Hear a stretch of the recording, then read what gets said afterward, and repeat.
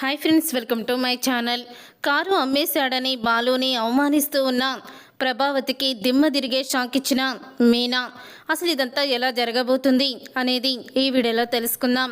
14 లక్షలు కడితే మనోజ్కి జాబ్ వస్తుందని తెలుసుకున్న ప్రభావతి అయితే ఆ 14 లక్షలు ఉండుంటే మనోజ్కి జాబ్ వచ్చేది కదండి అని అంటూ ఉంటుంది సత్యంతో.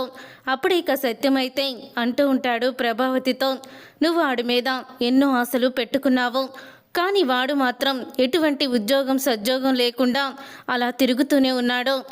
నువ్వు కోటీశ్వర్ల ఇంటికి అల్లుడయ్యాడని మనోజ్ ఎంతో సంబరపడుతున్నావు, కానీ కనీసం రవికి వాళ్ళ అత్తగారు పెట్టిన పెట్టులు ముందు అసలు మనోజ్ అత్తగారు ఏమీ కూడా ఇవ్వలేదో.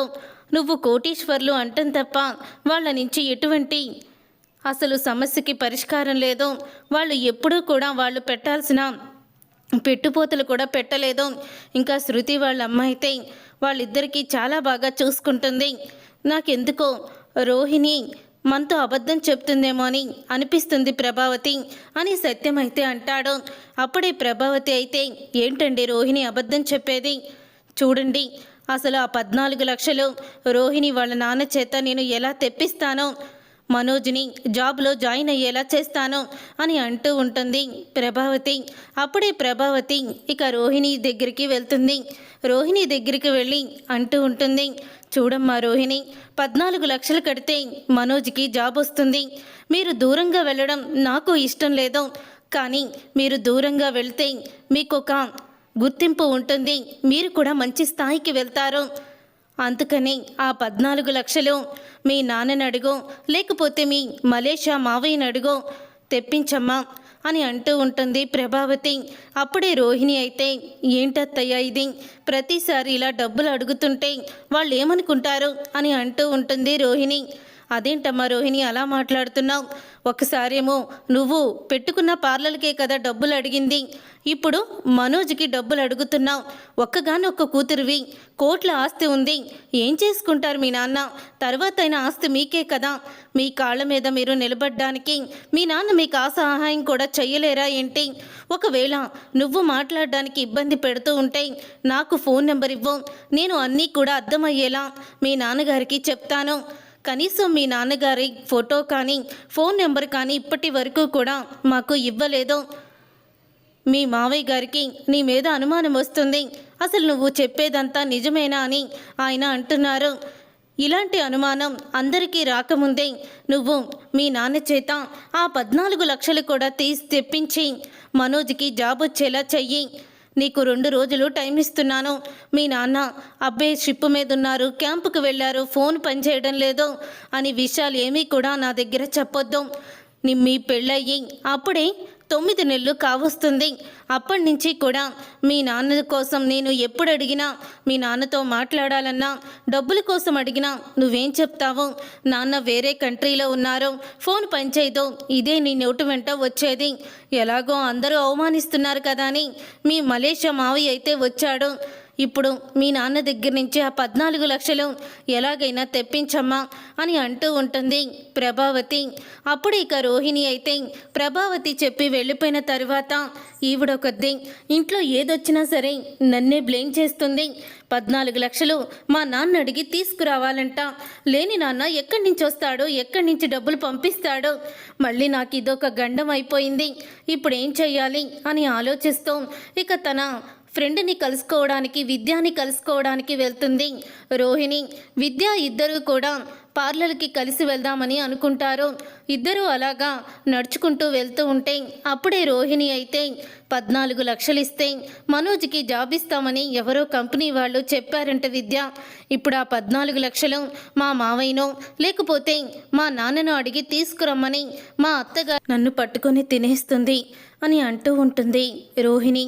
అప్పుడు ఇక విద్య అయితే, మరి ఇంకెందుకు ఆలస్యం, మీ నాన్నకి, సింగపూర్లో ఉన్న మీ నాన్నకి ఫోన్ చేయి, లేకపోతే అదే మీ మావయ్య ఉన్నాడు కదా మలేషియా మావయ్య, మీ మావయ్యకి చెయ్యి, ఒక 14 కేజీలు మటన్ కొట్టుకొని తీసుకొస్తాడు అని విద్య అయితే తమాషా మాట్లాడుతూ ఉంటుంది.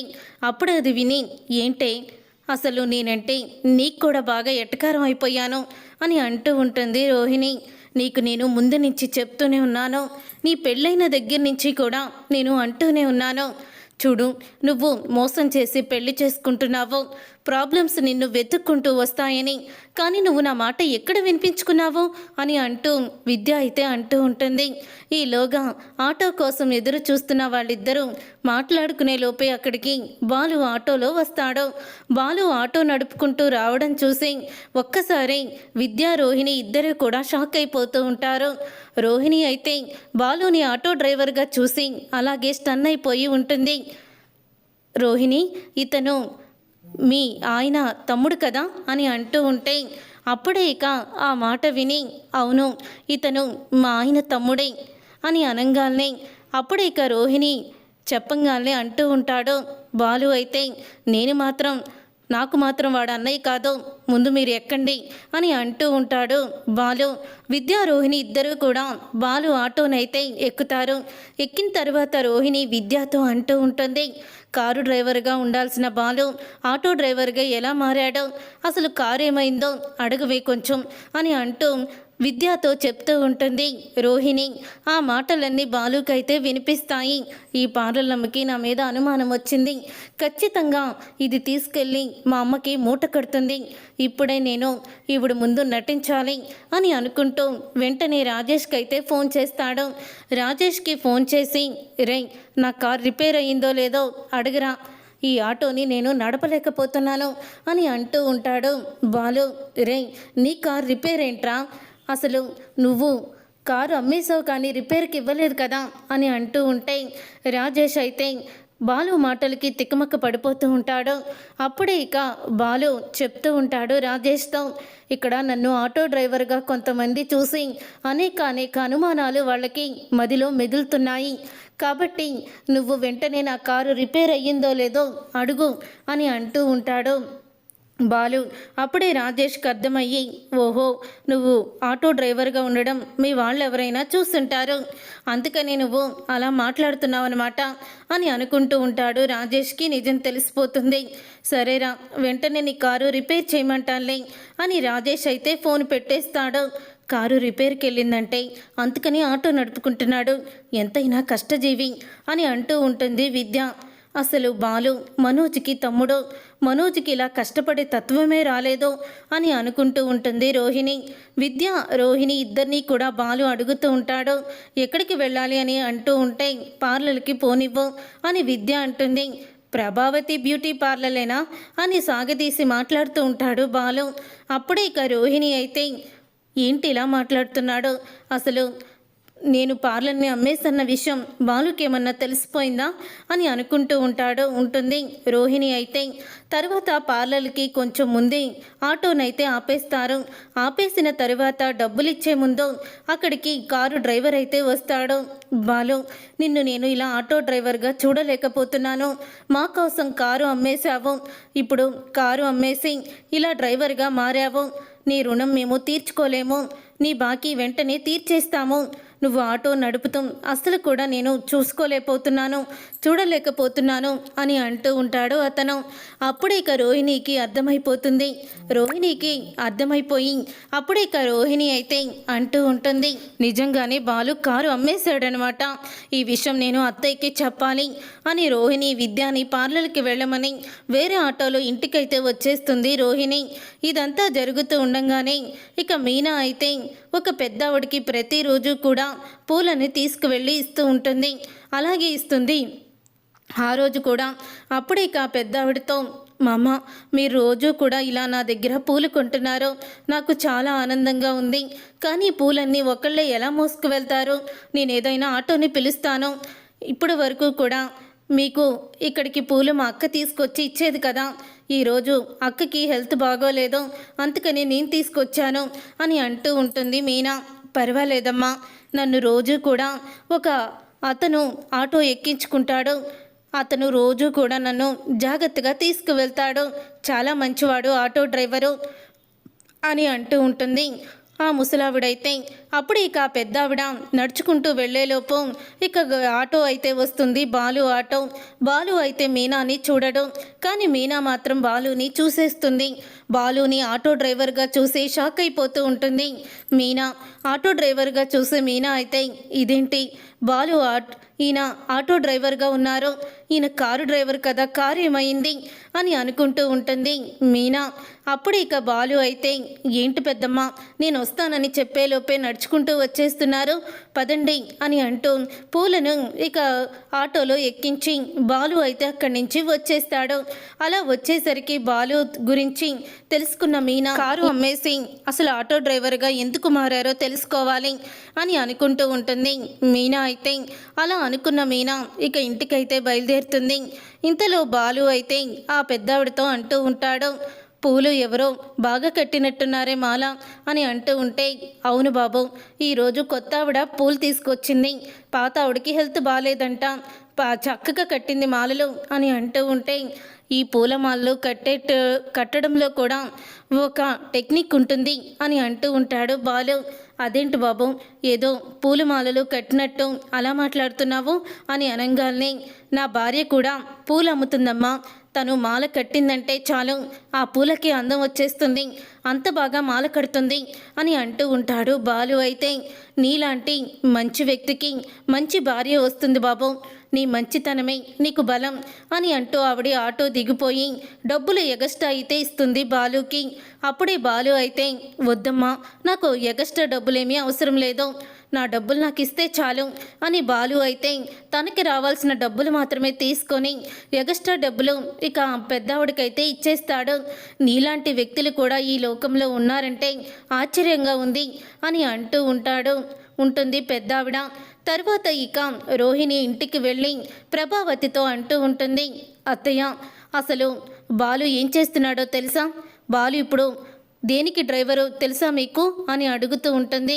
ఇంకేం డ్రైవరు, కారు డ్రైవర్ కదా అని అంటూ ఉంటే, లేదత్తయ్య, ఆటో డ్రైవర్ అయ్యాడు, కారు అమ్మేశాడు, ఇప్పుడు బాలు ఆటో డ్రైవర్గా మారాడు అని అంటూ రోహిణి ప్రభావతితో చెప్తూ ఉంటుంది.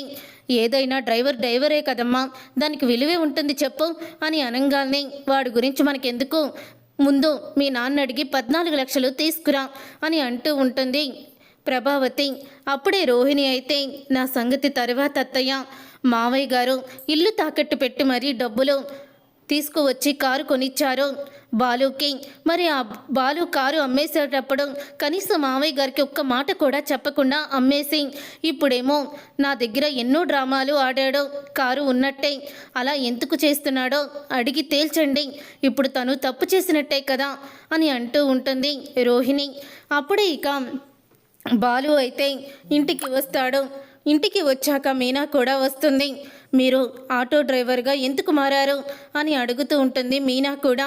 అప్పుడే ఇక బాలు అయితే, ఇప్పుడేంటి, నేను ఆటో నడుపుకుంటే ఏంటి, కారు నడుపుకుంటే ఏంటి, మీకు నెల నేను ఎంత ఇస్తున్నానో అంతే ఇస్తాను, ఏమీ తగ్గించివ్వను అని అంటూ ఉంటాడు బాలు. ఆ రోజు నేను ఇల్లు తాకట్టు పెట్టి రోహిణికి పార్లర్ కట్టించానని నన్ను ఒక ఖైదీని చేసి బోన్లో నిలబెట్టావు కదరా, మీ నాన్నకి చెప్పకుండా నేను ఇల్లు తాకట్టు పెట్టానని, మరి ఇప్పుడు నువ్వు మీ నాన్నకి చెప్పకుండా ఇల్లు తాకట్టు పెట్టిన డబ్బులతో కొన్న కారుని ఎందుకు అమ్మేశావు, ఇప్పుడు నువ్వు తప్పు చేసినట్టే కాబట్టి, రే మనోజ్, ఆ టేబుల్ ఇలా తీసుకురారా అని అంటూ ఉంటుంది ప్రభావతి. ఇక అదే టేబుల్ని ప్రభావతి బోని కింద చేసి ఆ బోన్లో బాలుని నిలబెడుతుంది. అప్పుడే ఇక ప్రభావతి అడుగుతూ ఉంటుంది, ఏంట్రా, కారు ఎందుకు అమ్మేశావు నువ్వు అని అంటూ ఉంటే, నేను కారు అమ్మేసి ఆటోని నడుపుకుంటున్నాను అని అంటూ ఉంటాడు బాలు. అయినా కారు అమ్మేయడం తప్పే కదా, మావయ్య గారితో చెప్పకపోవడం, పార్కులో మనోజ్ పడుకున్నాడని అంత రాద్ధాంతం చేశావే, మోసం చేశాడని మరి నువ్వు చేస్తుందేంటి అని రోహిణి అడుగుతూ ఉంటుంది. అప్పుడే ఇక బాలు అయితే, వాడు ఉద్యోగం చేస్తున్నానని చెప్పి ఖాళీగా పార్కులో పడి తింటున్నాడు, ఆటలాడుకుంటున్నాడు, నేను అలా కాదే, కారు అమ్మేసిన కష్టపడాలని ఆటో కొనుక్కొని ఆటో నడుపుకుంటున్నాను అని అంటూ ఉంటాడు బాలు అయితే. అప్పుడే ఇక సత్యమైతే, రే అది కాదురా, నువ్వు అసలు కారు అమ్మేయాల్సిన అవసరం ఏంటి, 2 లక్షలు నీకు ఎందుకు అవసరమయ్యాయి చెప్పరా అని అడుగుతూ ఉంటాడు సత్యం అప్పుడే, నాన్న నేనే తప్పు చేయలేదు నాన్న, మళ్ళీ మన కారు మనకే వస్తుంది అని అంటూ ఉంటాడు. బాలు, ఆంటీ ఆ కారు అమ్మేసేయ్, మీ ఆవిడికి బంగారం కొన్నావా అని అడుగుతూ ఉంటుంది ప్రభావతి. అప్పుడే ఇక ప్రభావతి అన్న మాటలకి అంటూ ఉంటాడు బాలు అయితే, మా ఆవిడికి నా కష్టార్జితంతోనే నేను కొన్నాను తప్ప కారు అమ్మేసిన డబ్బులతో కొనలేదు అని చెప్తూ ఉంటాడు బాలు. ఆయన కష్టార్జితంతోనే నాకు నగలు కొన్నారత్తయ్య, కారు అమ్మేసి కొనలేదు, కారు ఆయన అమ్మేసింది ఇప్పుడే అని అంటూ ఉంటుంది. మీనా అయితే, అదే ఆ కారు ఎప్పుడు అమ్మేశావో చెప్పరా, ఆ రోజు నువ్వు కూడా నన్ను ఇలాగే నిలబెట్టి అడిగావు కదా, ఏంటండి అలా చూస్తున్నారు, అడగండి అని అంటూ ఉంటే, అప్పుడే ఇక ఈ లక్షలు మింగినోడు 40 లక్షలు తీసుకొని వెళ్ళిపోయాడు. ఆ 40 లక్షల్లో 1 లక్ష కూడా ఇప్పటి వరకు చెల్లించలేదు. నేను కారు అమ్మేసి 2 లక్షలు మాత్రమే ఖర్చు పెట్టాను, మిగతాదంతా కూడా నా దగ్గరే ఉంది. ఆ 2 లక్షలు సంపాదించాక కారు మళ్ళీ నేను కొనుక్కుంటాను, అయినా వీళ్ళు కూడా నన్ను అడుగుతున్నారు అని అంటూ ఉంటాడు బాలు. అప్పుడే ఇక మనోజ్ అయితే, తిరిగి ఈ మ్యాటర్ నా దగ్గరికి వచ్చేటట్టుంది, ఇప్పుడు మాత్రం నేను ఇక్కడి నుంచి వెళ్ళిపోకపోతే మళ్ళీ తిరిగి నా దగ్గరికే వస్తుందని అక్కడి నుంచి జంప్ అయిపోతాడు మనోజ్ అయితే. కారు అమ్మాల్సిన అవసరం ఏముందండి చెప్పండి, ఇంతమంది మిమ్మల్ని దోషిగా నిలబెట్టి అడుగుతూ ఉంటే నేను సహించలేకపోతున్నాను అని అంటూ ఉంటుంది మీనా. నువ్వు కూడా కారు అమ్మేసిన సంగతి శృతితో చెప్పావు కదా, ఆ డబ్బుడమ్మ కూడా నన్ను అడుగుతుంది అని అంటూ ఉంటాడు బాలు. నన్ను అర్థం చేసుకోవడం నీ తరం కాదు అని చెప్పడంతో, రే ఏంట్రా ఆ మాటలు, చెప్పు ఎందుకు ఇలా చేశావు అని సత్యం అడుగుతూ ఉంటే, నాన్న మీనా కంటే నన్ను అర్థం చేసుకోవడం రావడం లేదో, నీకన్నా నేను నిజమే చెప్తాను, నేనే తప్పు చేయలేదు నాన్న, కానీ అంతకు మించి నేనేమీ చెప్పలేను అని బాలు అయితే ఇక బయటకైతే వెళ్ళిపోతాడు. అప్పుడే మీనా అయినా ఏదో నిజాన్ని దాచిపెడుతున్నారు తెలుసుకోవాలి అని వెంటనే రాజేష్ దగ్గరికి అయితే వెళ్తుంది. రాజేష్ దగ్గరికి వెళ్ళి, అన్నయ్య ఆయన ఎందుకు కారు అమ్మేసి ఆటో డ్రైవర్గా మారారు, నిజం చెప్పండి అన్నయ్య, చెప్పకపోతే నేను చచ్చినంత ఒట్టే అని మీనా అయితే అంటూ ఉంటుంది. అప్పుడే ఇక రాజేష్ అయితే, చెప్తానమ్మా, వాడు నీకు నగలు కొంది నా సీటీ డబ్బులతోనే, అంటే మేమందరం చీటీలు వేసుకుంటాం, ఆ రోజు నేను పాడకుండా వాడికి పాట ఇచ్చాను, ఆ డబ్బులతోనే నీకు బంగారం తెచ్చాడు, ఆ చీటీ డబ్బులతో నేను గుణ దగ్గర అప్పు చేశాను, గుణకి వడ్డీ కట్టాలని చీటీ పాడుకోవాలనుకున్నాను, ఇంతలో ఇంటికాడ జరిగిన గొడవ చూసి వాడు బాధపడడం చూడలేక ఆ చీటీని వాడికి ఇచ్చేశాను, నేను వడ్డీ కట్టలేదని గుణ నా మీదకి గొడవకొచ్చాడు, అప్పుడు నన్ను కొట్టబోయాడు, నీ భార్యని తీసుకువెళ్తాను, డబ్బులు తీసుకువచ్చి వడ్డీ కట్టి అప్పుడు నీ భార్యని తెచ్చుకొని అసహ్యంగా మాట్లాడాడు, అప్పుడు నేను వాడిని కొట్టాను, తర్వాత అలా వాడిని కొట్టిన తర్వాత అప్పుడే ఇంకా బాలు అయితే వచ్చాడు. అదే రోజు గొడవలో మీ తమ్ముడు చెయ్యి విరిగింది, ఆ గుణాన్ని కొట్టినందుకు బాలుని మీ తమ్ముడు కాలర్ పట్టుకున్నాడు, కాలర్ పట్టుకోవడంతో మీ తమ్ముడిని బాలు తోసేశాడు పక్కకి, అంతే తప్ప కావాలని కాదమ్మా, బావని కూడా చూడను, గుణ అన్న మీద చెయ్యేస్తేనని బాలు గురించి అవమానంగా మాట్లాడాడు మీ తమ్ముడు. తర్వాత బాలు మీద పగతో డ్రైవర్లకి ఇచ్చిన అప్పు వెంటనే చెల్లించాలని వడ్డీతో సహా, లేకపోతే డ్రైవర్ల దగ్గర ఉన్న కారుని తీసుకువెళ్ళిపోతామని గుణ బెదిరించాడు. దాంతో తన వల్లే అందరికీ ఆధారం కోల్పోతారని బాధతో తన కారు అమ్మేసి బాలు అయితే ఇక వెంటనే ఆ డబ్బులు వడ్డీతో సహా గుణాకి ఇచ్చేశాడమ్మా, ఇదే జరిగింది అని అంటూ ఉంటాడు రాజేష్ అయితే.